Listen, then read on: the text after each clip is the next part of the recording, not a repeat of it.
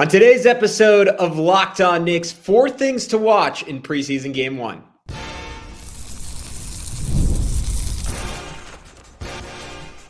You are Locked On Knicks, your daily New York Knicks podcast, part of the Locked On Podcast Network.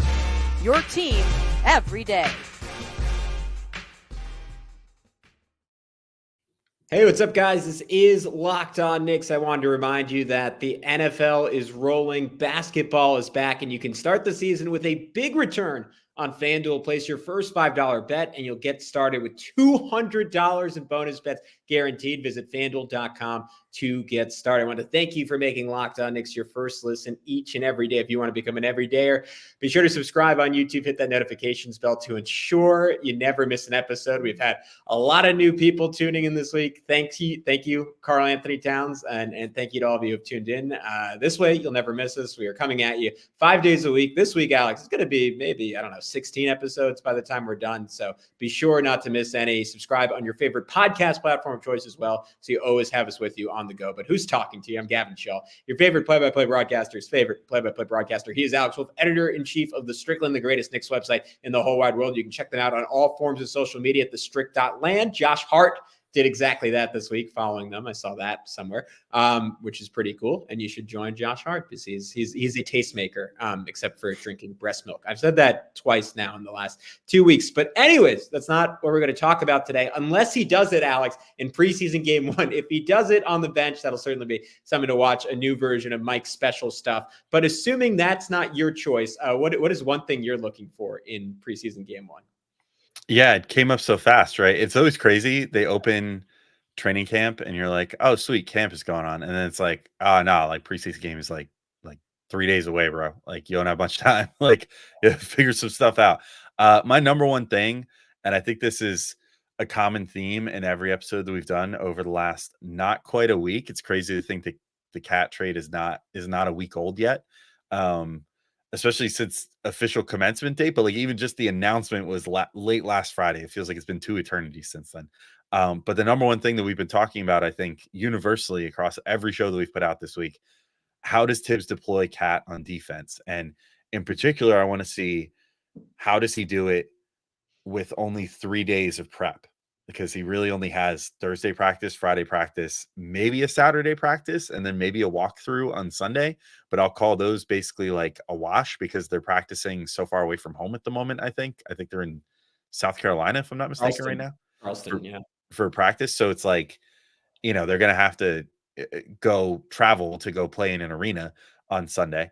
So they're 1 day or part of a day is going to have to be travel. So let's just call it conservatively 3 days that they have to prep with Cat. I'm really curious how Tibbs is going to deploy him, because it's, does he try to play him like he would in Isaiah Hartenstein or Mitchell Robinson? Does he say, hey, things are a little different than when I was in Minnesota. You're going to shade more up towards the ball handler now. Does that work for Cat? I mean, if you listen to the episode I did with Ben Beacon of Locked On Wolves, he seems to sort of think so. Like that sort of worked for Minnesota, where they had Cat, play more of a blitz scheme the first year under Chris Finch when he was more the nominal center that year. So do the Knicks lean into something like that? Does Tibbs kind of just have him play defense the way that Tibbs usually wants a guy to play defense, which is, shade out, but then fall into drop, and always be prepared to move back to meet the center down there if, the pick and roll falls apart. I don't know. It's going to be interesting to see how he looks to deploy him, but it's going to be, I think, step one towards seeing how their, the Tibbs and Cat relationship 2.0 is going to ultimately work, if Tibbs is able to find something pretty much right away that works with Cat to make him effective on defense. Otherwise, I have faith that it could come in time, but because of the fact that he can't just like sit Cat down like he did with, say, Isaiah Hartenstein early in his Knicks tenure, or Precious Achiuwa early in his Knicks tenure before they figured things out. Like they're going to have to figure this one out on the fly, because they're going to need Cat's offense and minutes out there, period. So it's going to be a little interesting to see how that all goes down, I think. Yeah, I mean, to that point, I'm super interested to see how aggressive OG Anunoby and Mikal Bridges are helping off their man, and if teams try to spam, hey, 1-5 pick and roll, like involve Brunson and Cat in every offensive possession, which I think even as soon as the preseason, teams are going to try that and they're going to test the Knicks in that way. Like, how much can those two make an impact even when they're not the ones directly involved in the action? I think is going to be really interesting because OG Anunoby, I mean, he showed last year he is as good at helping at the rim and then recovering out to his man, like on the corner, out on the wing, as any player in the NBA. That's going to be tested all season long. It's going to be tested for Mikal Bridges all season long. And for the Knicks to do that and still stay in sync defensively is going to be a real challenge. My first thing is on the other end of the floor. Just how open the floor is, Alex. I think back to our first years doing this podcast, and even like the first year the Knicks really had success when we were doing this podcast in 2020, and just how cramped the floor was. And it felt like a miracle when Julius Randle would rip off a 30-point game, because you're like, all right, he's doing this with 6 dudes around him. Like, anyone who's ever played like pickup basketball growing up outside New York City where it's windy, no one can really shoot the basketball. You know what that's like, right? It becomes more so kill the carrier than true basketball. And the Knicks thrived with that style over the last few years because Julius Randle was a savant, and then Jalen Brunson took it another level. He was a Mozart level genius at like maneuvering through multiple defenders and still finding a way over and over again to be hyper efficient. He doesn't have to live in that world anymore, right? The Knicks will be as well spaced as pretty much any team in the league this side of Boston, 4 elite shooters tentatively in that starting lineup, unless Tom Thibodeau decides to start Deuce McBride, and then potentially 5 elite shooters in the starting lineup. I'm excited to see like just how easy it is for Jalen Brunson. I've seen some people suggest as whether there's even diminishing returns as Brunson's already such a good scorer. What does Mikal Bridges look like, right? Because not only is he not the number one option anymore, he's also going to have a much more well-spaced floor that's far more similar to what he had in Phoenix when he was shooting 70% at the rim than what he had in Brooklyn. Can OG show off more of an offensive game? How aggressive is Cat going to be from the get-go, or is he just going to let his offense come to him? I think that's all going to be really interesting. It's just going to be a shocking viewing experience relative to what we've had most of the last 5 or 6 years. Yeah, I'm really curious too, like with regards to the floor being open, how much we see them I don't want to say lean on, but like experiment with being a little more aggressive with cutting, because I feel like we saw over the last couple of years that was something that when Isaiah Hartenstein was on the floor was something that they looked for more, to get like Deuce McBride on a backdoor cut from the 3-point line in for a layup or a dunk, or OG Anunoby, same deal. And Hartenstein provided so much of that, passing from up at the top of the key or sometimes up at the top of the 3-point line, on a handoff up there. He would just quickly make a read and someone would make a cut and he would be right there to rifle that pass in while that under the rim space was clear, right? Which is not something you can always count on with Mitch, but it's something that you should be able to always count on with Cat, because Cat can score from anywhere on the floor.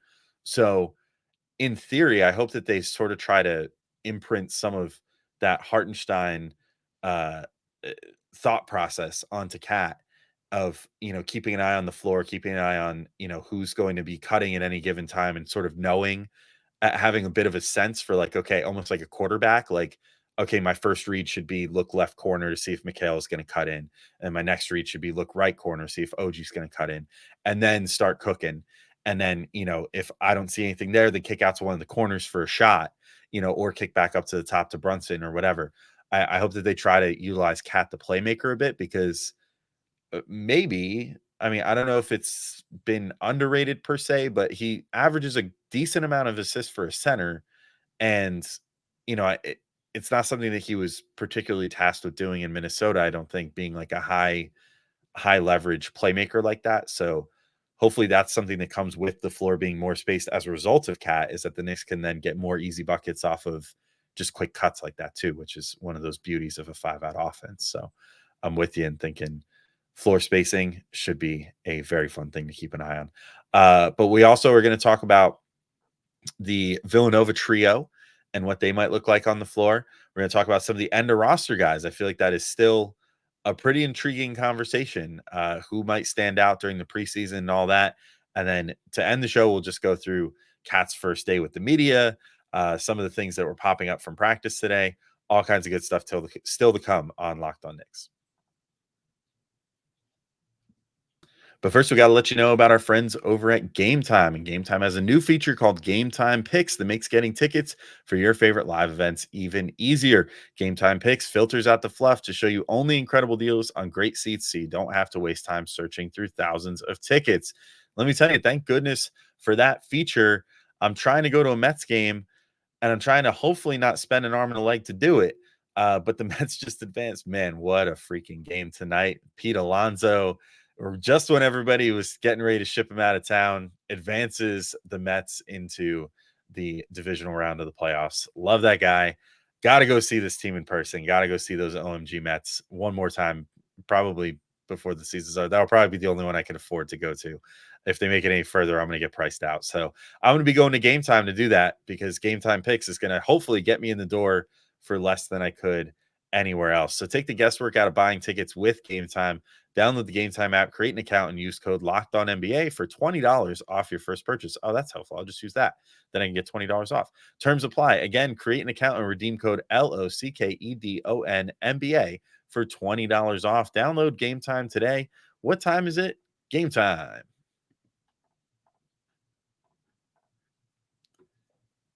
All right, and we are back in, Gavin, and I'm not gonna lie to you. I think your second thing you're looking for in preseason game one is actually more interesting than mine. So I'm gonna just throw it to you. What's the second thing that you're looking for in preseason game one here? You put more effort into yours. I'll phrase it that way. But I went really surface level, not overthinking it. I'm excited to see the new Villanova 3 on the court, because we are now, at least for the foreseeable future, not going to see the Villanova 4 on the court all as Knicks. We will see it in their third preseason game, which conveniently is against the Minnesota Timberwolves. That's going to be fun and awkward and interesting. But we get Mikal Bridges, Jalen Brunson, Josh Hart, all on a basketball court playing together for the same team at the same time for the first time since the World Cup last summer. Before that, obviously, the Villanova days. But I loved watching that World Cup. People who were fans of this podcast going back a year and a half will note I was recapping all those games, partially because I love international basketball, partially because there were two Knicks, and I was trying to will into existence, and apparently was able to do it. So maybe I should have grander ambitions. Mikal Bridges playing with those two guys, and it was a lot of fun. And Steve Kerr made a point of having those three guys on the court together. The chemistry was fantastic. And I kind of like that, at least in that setting, Mikal was sort of the alpha of the three of them. Jalen did not have a great tournament. And over again, those two guys were trying to get Mikal going. He was just lights out from that FIBA three-point line. And I'm hoping early on we see a bit of that with those two trying to ensure, hey, we want our guy to just have a great Knicks debut. And I think it's just going to be real. I can't pinpoint why this is. There's going to be something almost more surreal about seeing Mikal Bridges in a Knicks uniform than Cat in a Knicks uniform. Maybe just because I've been seeing fan edits of Cat for a decade now in a Knicks uniform. But I'm really intrigued to see their chemistry. I think their passing is going to be really fun. I think there's going to be moments of improvisational brilliance on defense between Hart and Bridges in particular, where they just kind of double a guy out of nowhere and force a turnover. I think it's going to be a great time, even though poor Dante DiVincenzo has replaced Mikal in the Squidward meme now. Yeah, I mean, it is what it is. It seems like Dante seems all right in Minnesota. Had the first press conference today, even though someone grabbed a really unfortunate screenshot that started going around where it looked like they were just miserable. Him and Julius, they seemed all right with the situation. So I'm sure the new Nova trio will find their way. And yeah, I'm kind of with you. I feel like it is going to be a little surreal, because for so long, we looked at Bridges and we're like, man, he really would be the perfect guy to add to this team. And then we were kind of told for so long by those in the know that and I mean, common sense sort of dictated it too, if I'm being honest, no, that's probably not going to happen, dude. Don't even think about it. And so now to see it actually come to fruition, I think it's going to be really cool. And, I'm interested to see, first off, does Josh Hart start? And then if he does, what's the chemistry like in that starting unit to start, because it'll be a little interesting to see, does it seem like OG is getting involved enough? Does it seem like, how does that work with Cat out there too, who should be a really big mouth to feed on the offense and everything? But does the Villanova connection derail anything at all? It was kind of interesting, like last year, because down the stretch, you didn't even have to really entertain those questions because those three guys were pretty much the only three healthy, high quality starters that the Knicks had for the whole back half of last season. So they were kind of able to just go out there and play off each other. And, it was basically the Brunson, Dante, and Hart show every single night because they were the three most consistent guys on the team. Other than like Hartenstein, of course, but he's not like, the same as like an offensive fulcrum, And so it'll be interesting to see. I mean, there was some, I think, probably BS reports about like other players maybe feeling like a little like left out of the proceedings, because it was like all about the Nova guys and blah, blah, blah.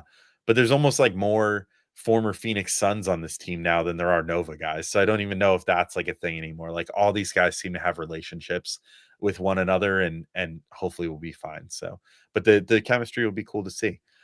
Speaking of those end of roster guys and the former Suns, though, I'm really curious to see how that's all going to work out. So the rookies versus the vets, the vets versus the vets, like there's a lot. I think there's going to be a lot of competition for those like extra minutes on this team, whatever extra minutes may come to be.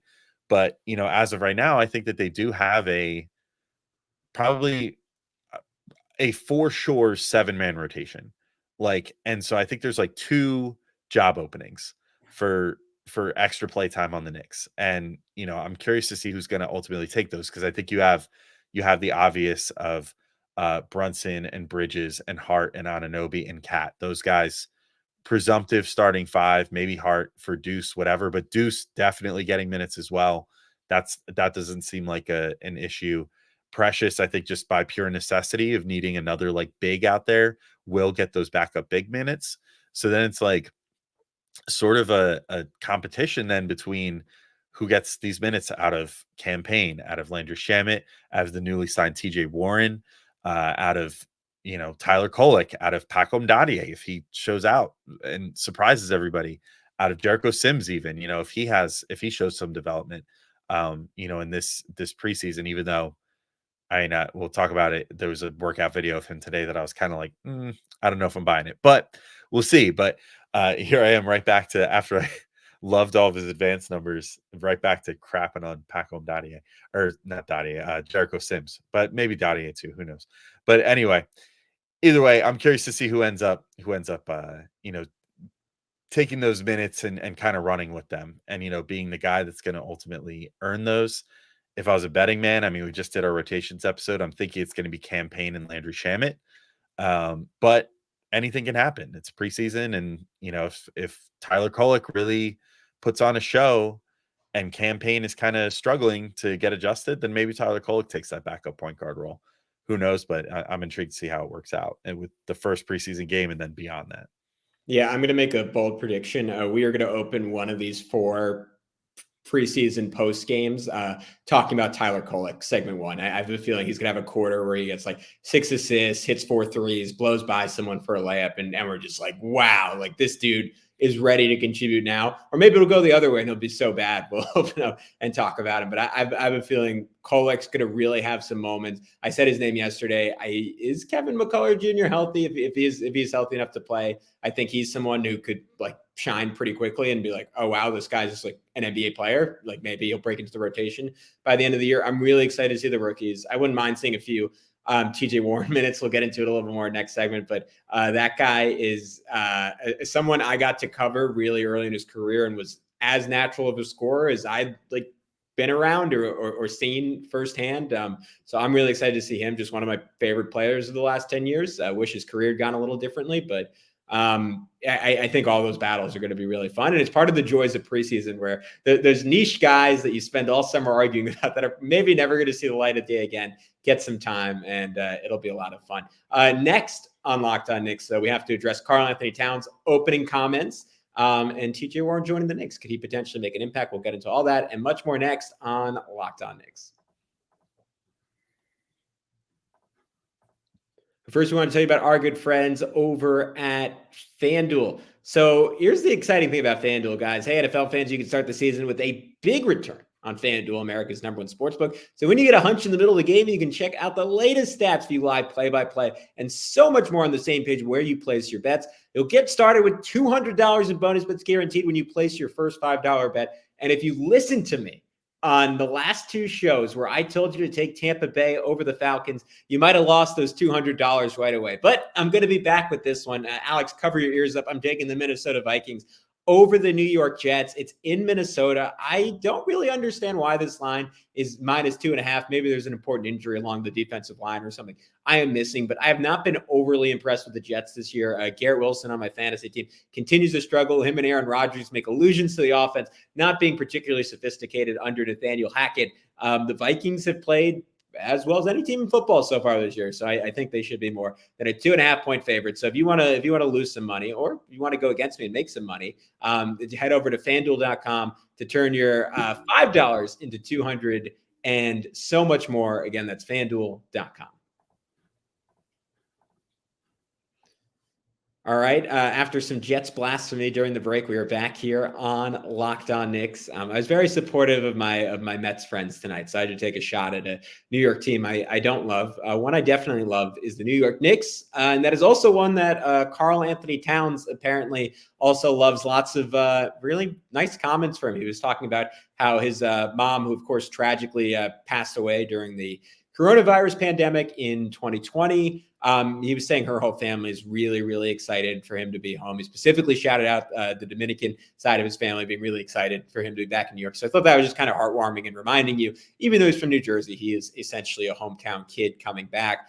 The one other thing that really has stood out to me, Alex, is, I mean, you can just hear it listening to the guy talk, whatever questions you have about like some of his on the court decisions, just like undeniably a fantastic person. And I'm not going to name any names here, but considering like some of the people we were trying to talk ourselves into when we first started this podcast, you don't want to judge anyone on one incident or one moment. So I don't want to go too far down that road, but I think we take it for granted sometimes, just the fact that like everyone on this roster the last few years has been just like a good dude, seemingly. Like even like Julius Randle, who like we've gone after at times, like what was his last act in New York, like opening up like the Earl Monroe School, and like just like a guy who's been incredibly charitable his whole time here. Same applies for Brunson, same to Josh Hart, same to DiVincenzo when he's there, same to Mitch, and Cat feels like he's going to fit perfectly into that. There was this really great story about how he Minnesota Timberwolves reporter who we referenced, John Krasinski, someone I'd love to have on this podcast someday.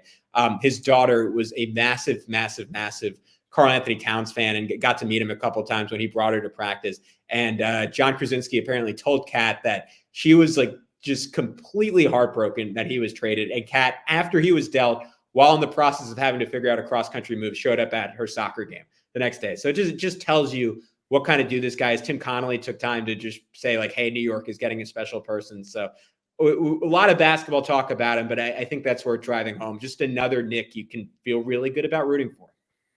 Yeah, I'm with you. I mean, all the comments were really good. He was very, I mean, Kat also just made a point to like really be like, hey, I loved Minnesota. Like, I really made it my home. I tried to be part of the community, whatever. I hope that they still appreciate what I did after I leave and everything else. And now being back home, in his home area, which, hey, I'm a New Jersey Knicks fan, so I'll call it. He's home. He's home. Yeah. It's the tri-state area. You know what I mean? Hmm.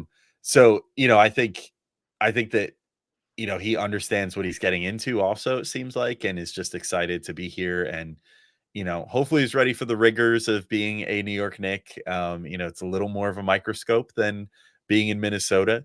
But I think he'll be all right because he grew up here. He understands the area. He understands the market. I was also a little intrigued about I believe he used the term flabbergasted. He said he was flabbergasted that he got traded. And I kind of wanted to be like to that one, like, were you really? Like, I guess it's just the timing. Like, Yeah. I don't know. I feel like he had to, nobody could be totally, you know, deaf to the news about them. You know what I mean? Like, and he had to have known, like, for years now, they've been talking about potentially trading him. And for years, the Knicks have been sort of loosely linked to him and all that. But whatever, I'll take that at face value. I do think that he just in general was like, sad to be leaving someplace that he had called home for a long time, which, I mean, he literally grew up there. Like, he went from being a teenager to a, damn near 30-year-old man there. So, Mm. he spent a lot of time in that area. But one other quote that I thought was kind of cool was the one where he was talking about playing at Madison Square Garden, and them being like, "Hey, are you excited to call the Garden your home?" And then he's like, he made a point to say, "This is not my home; it's our home. Brunson has been building something special here. This is our home. I'm here to amplify them and be the best teammate I can be." I think that's cool. I don't think that there was any doubt that he would understand the situation he's coming into, but still just cool to see another guy.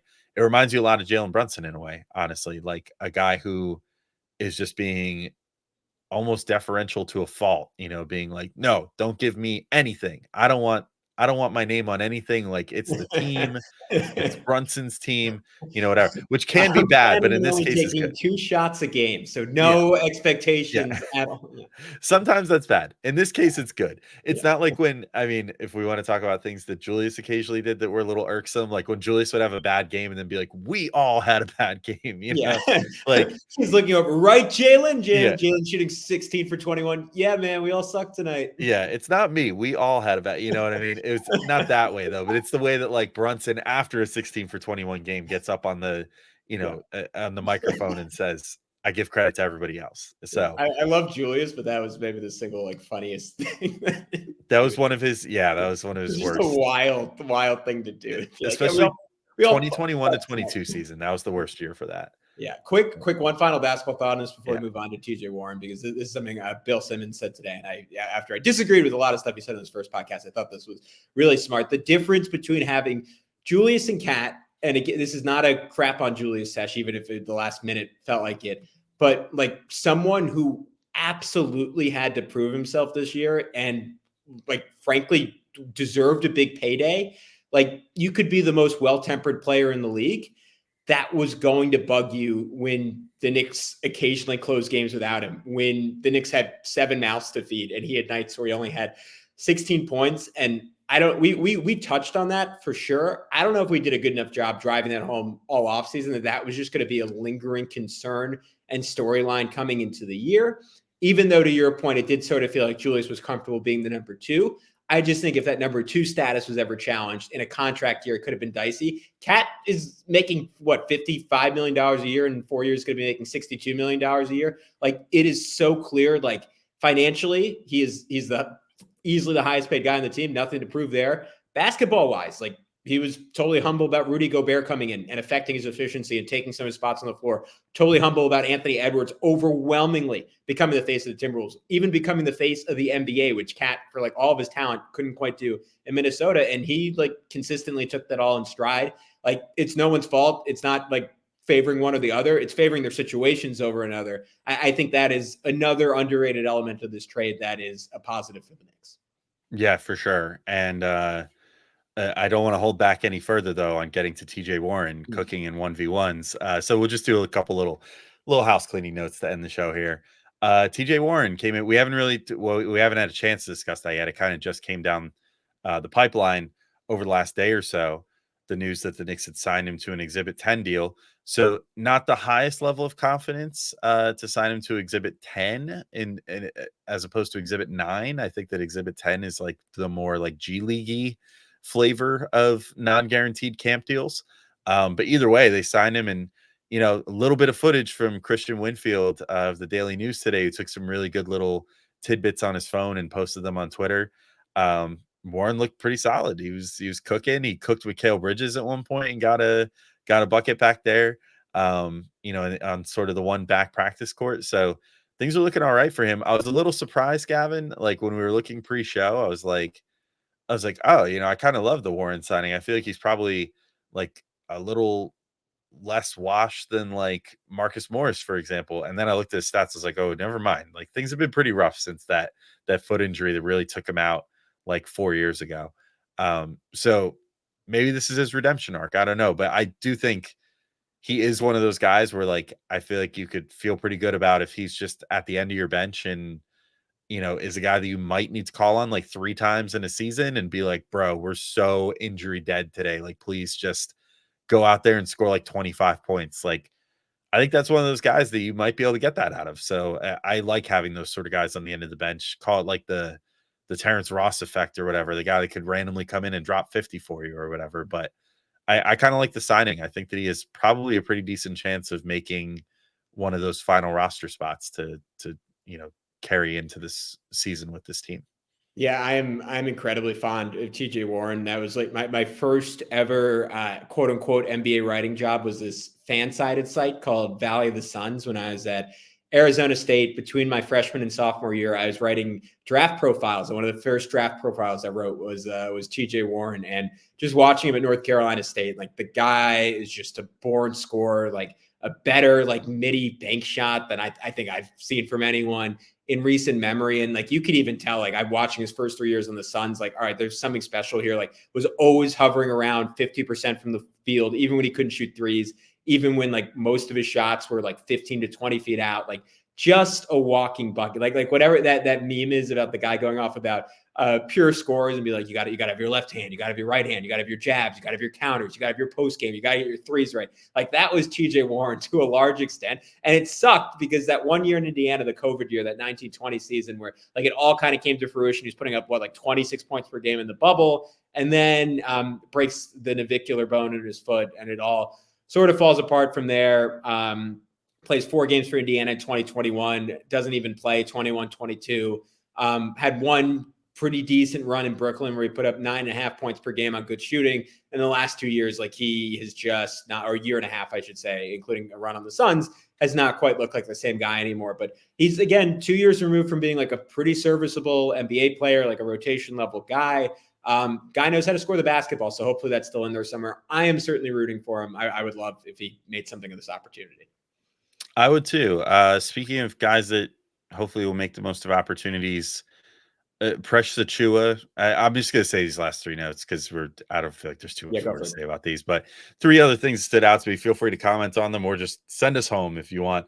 Precious Achiuwa, there was some footage of him shooting threes with OG Anunoby. I don't know. That looks like there was too much progress there. So I don't know if the 5 out will necessarily continue with Precious on the floor instead of Cat. If he comes in to sub in for him. I still believe in Precious's ability to put the ball on the floor, though, but the 3-point shot did not look any more pretty or than it did previously. It didn't really look less pretty either, but didn't look better, that's for sure. Especially not next to OG Anunoby, who's a sniper. Jericho Sims was getting some post work in. He was going up with his left hand, so I understand that was probably like meant to be like uncomfortable and whatever. But man, it was just wasn't particularly inspiring looking. I'm sure that if he looked at that footage, he would have been like, please, could you have recorded me at any other time during practice? Like, this was not the best look. So, he was working with the Knicks new big man coach and whatever. It just, it was not super sold. So he didn't really do anything to sell me there. And Tyler Kolek trying to endear himself to the coaches. There was footage from, again, this was like all from Christian Winfield. He was like the MVP of this day of practice, just getting all these little clips on his phone. Some footage of Tyler Kolek in an empty gym getting shots up and whatever. That was cool to see.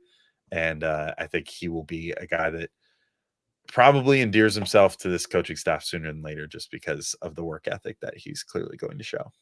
Yeah, I don't have a ton to say about that, except I'm always confused when players are just spending so much time working on stuff that they're never going to get a chance to use in a game. Like just so many bad things have to happen for Tom Thibodeau to be like, Jericho, post up. Like it is the real like breaking case of emergency that like even Stat could not have found a way to punch through. On that happy note, we'll wrap up this edition of the Locked On Knicks podcast. Next time we talk to you, we'll have Knicks basketball. That is incredibly exciting. That down the road, the long promised futures draft will happen with our guy Schwinny Poo. Plenty more fun next week. Super cool guest. We'll have that all for you in the near future on Locked On Knicks.